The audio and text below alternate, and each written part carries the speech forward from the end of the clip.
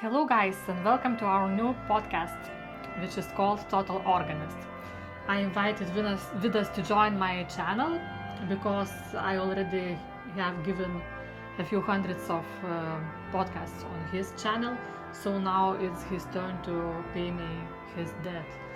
Hi guys, I'm a special guest, and this is called Total Organist podcast, and it'll be kind of different from our Secrets of Organ Playing podcast because we will be recording in a different location, but of course we would love to have your questions about all kinds of things about organ playing issues. So to start with, we would like to talk about Total Organist philosophy, why we have basically called it like this, right? Can you tell us, Ausra? Well, actually, already many years ago, after we came back from the United States, where we got our doctoral degree, Vidas decided, that there are no comprehensive course online for organists that would include everything what real organist, total organist needs. So he decided to build such a program up, and I think today we might introduce to you a little bit and talk about this special program.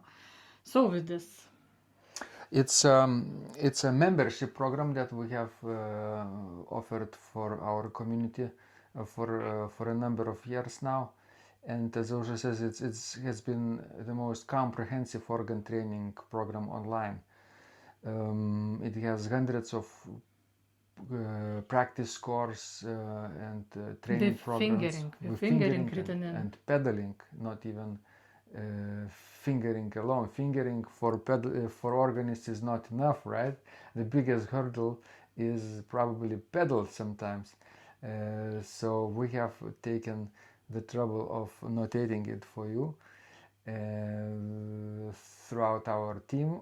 Throughout the years, we have a team helping us to do that. So thank you, Jeremy. Thank you, Juan, and others over the year. As people tell us, they have been really helpful in their organ training practice and speed up the process in comparison if they would have practiced on their own with a clean score without any fingering or pedaling, or try to write in fingering and pedaling themselves.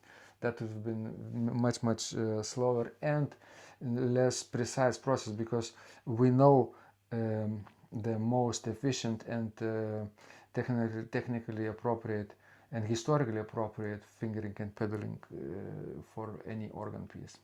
So what else is included in the Total Organist? What about improvisation? For improvisation, we have a number of courses for liturgical organists who need improvisation based on hymns or chants, and also for improvisers who want to improvise on original themes, who are not interested in pre-composed material.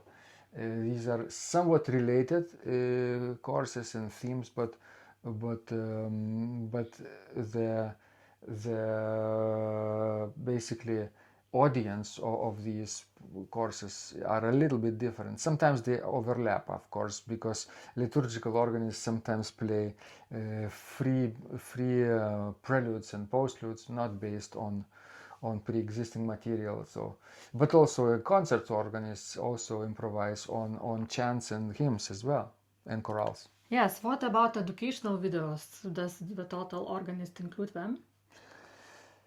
Well, what do you mean educational? Everything we do is educational. I know, but where you take, let's say, some sort of problem and you solve it. Oh yeah, you mean like a tutorial? Yes. Mm-hmm. Yeah, we have, for example, Bach's organ mastery level 1, right? If you want to start playing Johann Sebastian Bach, for example, and there are hundreds of organ pieces and you don't know where to start, so we have developed this video program where we teach you basically 8 little preludes and fugues.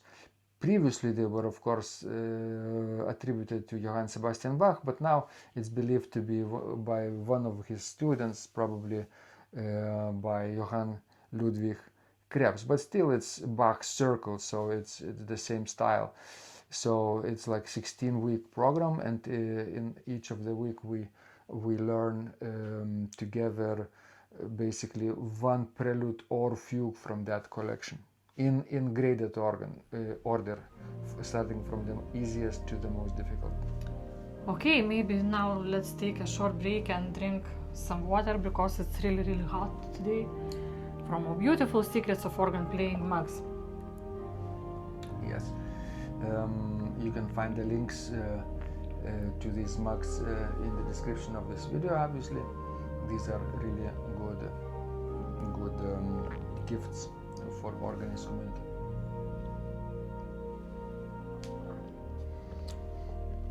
So Ausra, what is your favorite training resource from our Total Organist program? Well, I would say that probably the pedal courses, because organists often struggles with how to play pedals and how to improve their technique and become a virtuoso pedal player. So I think those courses with pedal playing is really beneficial, at least from my point of view. You mean Pedal Virtuoso Master Yes, course? yes. Which runs, I think, about 12 or 16 weeks, and it also deals with playing scales and arpeggios over 1 or 2 octaves. And in the course of those weeks, you will discover flexibility of the ankle that you can develop. And this idea is actually taken from Marcel Dupré, because in his youth he badly injured one of his wrists with a, I think, shattered glass. And for a few long weeks, or even months, I don't know, maybe even months, he couldn't practice the organ with his hands. So in his memoirs he writes he practiced pedals with vengeance, pedal scales and arpeggios. Oh yeah. With vengeance, basically, with fury, right? So Furious vengeance. Furious vengeance, yeah, this good term. And now we know why, because he went to become such a virtuoso organist that he played all Bach recitals from memory, all complete Bach's works in 10, I think, recitals, not only in Europe but also in the United States. In his youth, when he was, I think, in his 20s, not even 30s. So that project alone made him really world famous. And then he, of course, advocated about playing pedals, scales and arpeggios, obviously. So I created this course, Pedal Virtuoso Master course, for organists who want to also become much more flexible with their ankles and play any pedal line. So if you want to become as virtuoso pedal player as Dupré was, take a look at Vidas courses of pedal virtuoso course. And everything that fascinates me is the sight reading courses. Sight reading is even longer, yeah. Because I think it's very important skill and very useful skill for everybody, for performers, and for church organists, because organist always has to learn lots of repertoire, so that skill of sight reading is really important. At first I was fascinated by the Art of Fugue cycle and thought how to make it possible to learn better at sight reading. Originally, Art of Fugue by Bach was notated on 4 different staves, sometimes 3, sometimes even 2, if these counterpoints are for 2 or 3 voices. But the main thing is that these different staves had different clefs, soprano clef, alto, tenor, and the bass clef. And in today's musical practice, some of these C-Clefs are not commonly used anymore. You could still get notations like that, editions, facsimile editions, and even printed editions like this, open score notation, but not a lot of people know how to read those clefs today. But I sight read throughout the course myself. I tested it.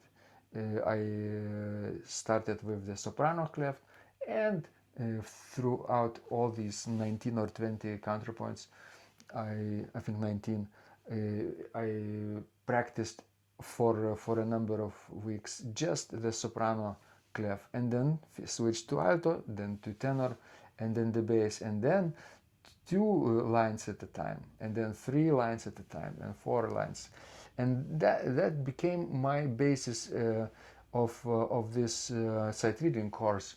I thought maybe organists wouldn't like to sight read in C-Clefs, right? But they would definitely love to sight read in treble clef and the bass clef. So that's how this course came about. I got, of course, some feedback from our users who started practicing, and one of the weak points was, of course, everything was in D minor. Yeah, that's too bad, because you need because Johann Sebastian Bach's Art of Fugue is in D minor. So as good as it is, it's still limited in keys. So what I did later, I transposed a number of advanced counterpoints, or let's call them fugues actually, and canons, to other keys in ascending number of accidentals, reaching 2 accidentals, 3, 4, 5, 6, and even 7 accidentals at the end. So this has been really advanced course towards the end. But it's not all. At the end of this course, I decided it's not even complete, right? Because I don't want people to get only better at sight reading early music, like Baroque music. I would like to learn and people to learn legato playing for romantic music as well, or modern music as well, chromatic music. So what I did, I actually took another collection from the end of the 19th century, or maybe it was the beginning of 20th century now, Max Reger's 30 chorale preludes, opus 100. What is that opus? Do you remember? 135. 35, for yes. 35A, I think. Yes, Yeah. because B is that fantasy. Yes. And And these 30 short chorale preludes are perfect for introduction to the chromatic style that it was used in the Romantic period, and for playing legato melodies with finger substitution too. So this is, of course, not a course to be practiced repeatedly each piece to get better, like we have fingers and pedals written in. It's yes, just it's for just sight for reading. sight reading. Yeah, but I have taken the trouble of basically separating all these lines at the beginning and making people play just one line at a time, right hand alone, left hand alone, then pedals alone, and then two lines at a time, and then finally like complete piece. So we talked about like repertoire playing, yes, with fingering. We talked about pedal playing. We talked about improvisation, about sight reading. And what else? I think the hymn playing is also an essential part of the Total Organist program. Definitely, because a big important part of our community is our liturgical organists who actually practice with the idea of playing at church. So we have 10-day hymn playing mini course, for example, like a challenge. Basically, 10 days in a row, people can play 10 hymns with our instructions. The same goes for sight reading as well. We have a short, not this long master course, but just a 10-day challenge. So that's also like a mini course. That has been helpful. And I think that, the really beneficial thing to this program, to Total Organist program, is also that the Total Organist members receive the benefit of getting the scores of our original composition. Yes, and that's not all. But important thing is that we have created hundreds of original compositions for organs. Vidas created hundreds, I maybe not so much. Yeah, but you are. But still, I having like 45 or something oppuses. 48. Oh, 48. Okay. You're catching up, and yeah, all these pieces are free for our Total Organist community, included in the package. Our community get the access to these scores in our special music vault, so to say, as long as they are members of this Total Organist community. So wonderful. What else is important? Another big benefit of being part of this community is actually being in our Discord community of Secrets of Organ Playing, because you get surround yourself with all like-minded people who are actually trying to get better. And you can, tell them your problems and share your experiences, and each other, we make each other grow and solve our problems and to become better at what we are doing. And some people choose to answer questions. Every day we send questions to them what they are currently working on at the end of the day, and they sort of like keep a digital diary.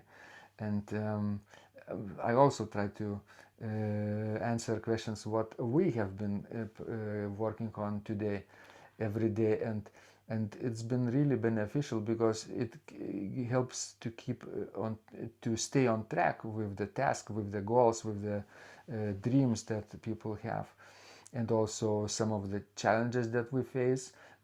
People can answer these questions as well, and these answers of course give us ideas for new courses and of course new tutorials. So if anybody will become interested in this program, what should we do? How to access this program? Simply go to organduo.lt/Total Organist, and you can check it out. The first month is completely free, without any obligation. You can download as little or as few or as many scores and trainings as you want. Check it out.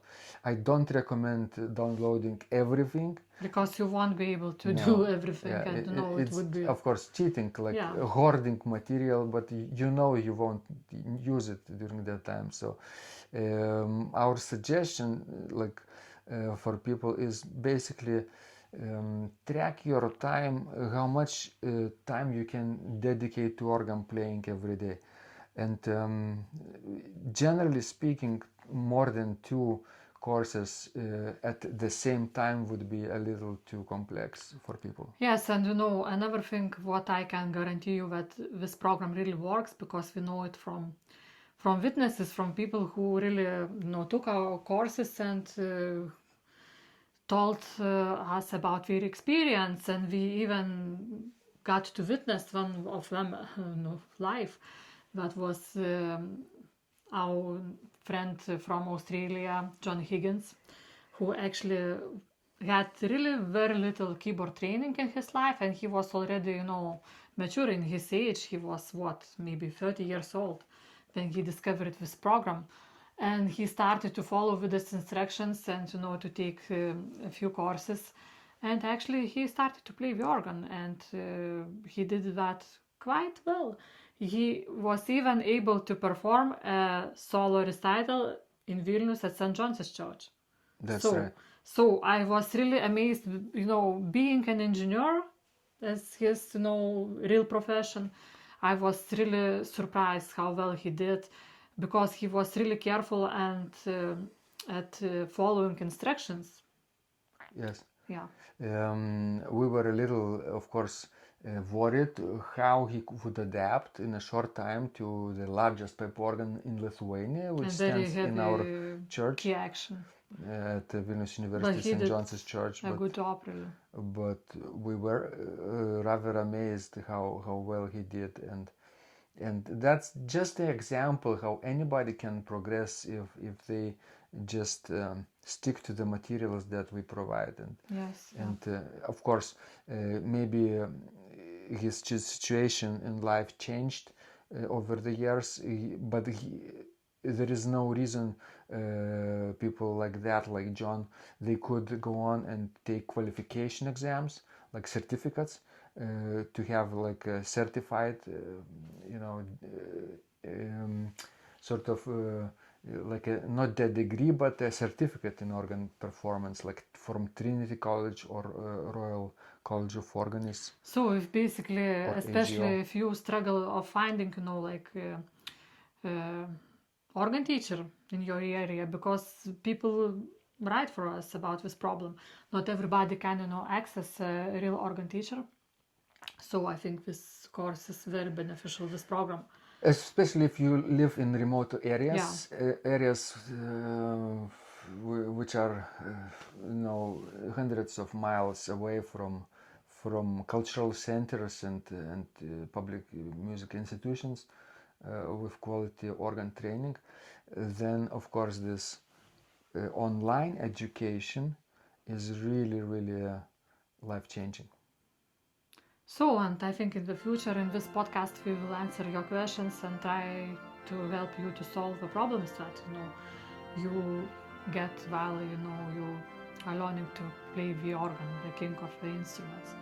So, don't hesitate to contact us, and thank you very much for watching. We appreciate your comments, of course. We will get the idea of what you would like to learn next like this, what you're currently struggling on with, maybe write us something like that. You could, of course, contact through Ausra's email as well, if you want email answer as well. But we generally, of course, recommend getting involved in the comment section below of this video, so that you would see more people commenting, and this little community of like-minded organists and people who love the king of instruments would keep growing. Yes. Okay, thank you guys. This was Vidas and Ausra. And remember, when you practice, miracles happen.